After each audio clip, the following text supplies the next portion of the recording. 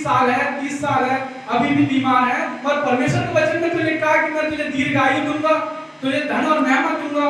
अगर हम गरीब हैं तो मतलब हम उस परमेश्वर से कह नहीं पा रहे हैं, वो शैतान को भगा नहीं पा रहे हैं, क्योंकि हमें मालूम ही नहीं है कि लिखा क्या है। हालेलुया। हम एक इसमें दृष्टांत पढ़ते हैं कि एक विद्वान है, एक अधर्मी से अपना न्याय करवा लिया। वो अधर्मी उसका न्याय नहीं चुका रहा था, उसने बार बार उसकी नाक में दम कर दिया, तो मेरा न्याय चुका, मेरा न्याय चुका। और वो अधर्मी, वो परमेश्वर को भी नहीं जानता है, उसने कहा ये मुझे जीने नहीं देगी कि मैं इसका न्याय चुकाऊं, और उसने उसका न्याय किया और वो घर को चली गई। जब एक विधवा एक अधर्मी से अपना न्याय करा सकती है, तुम तो धर्मी हो, तुम तो जानते हो कि लिखा कहाँ है, और परमेश्वर के नाक में दम कर दो कि लिखा है, लिखा है। जब तूने कहा है परमेश्वर कि मैं तुझे दीर्घ आयु दूंगा, तो ऐसी आयु का क्या फायदा, मैं जीवन भर बीमार रहूं। इसलिए मुझे चंगा कर परमेश्वर, क्योंकि तेरे वचन में लिखा है। यीशु मसीह ने ये नहीं कहा था कि मैं पानी पर चला, मैंने लाजर को जिंदा किया, उसने बताया था कि लिखा है। परमेश्वर कहता है मुझे प्रमाण दो कि तुम मेरी औलाद हो, मुझे प्रमाण दो कि मेरी संतान हो, तब परमेश्वर तुम्हें आशीष देगा। क्योंकि शैतान उंगली उठाता है परमेश्वर पर।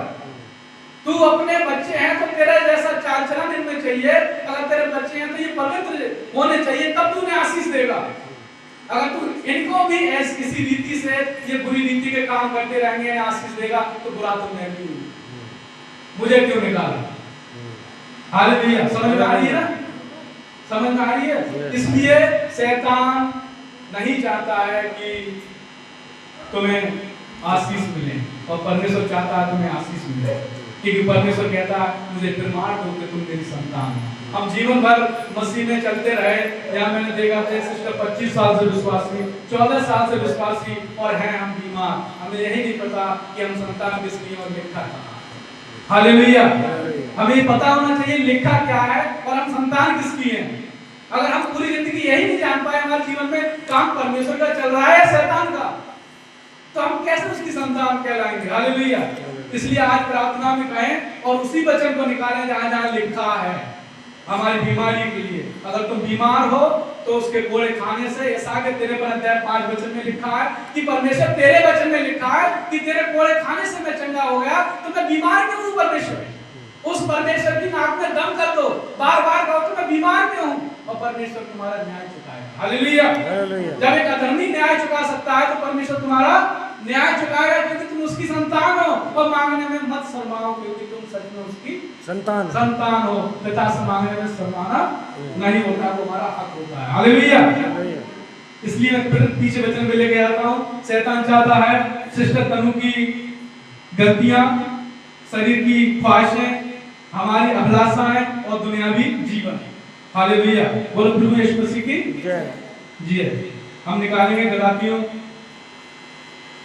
5 अध्याय 16 वचन, पवित्र आत्मा द्वारा संचालन। हालेलुया।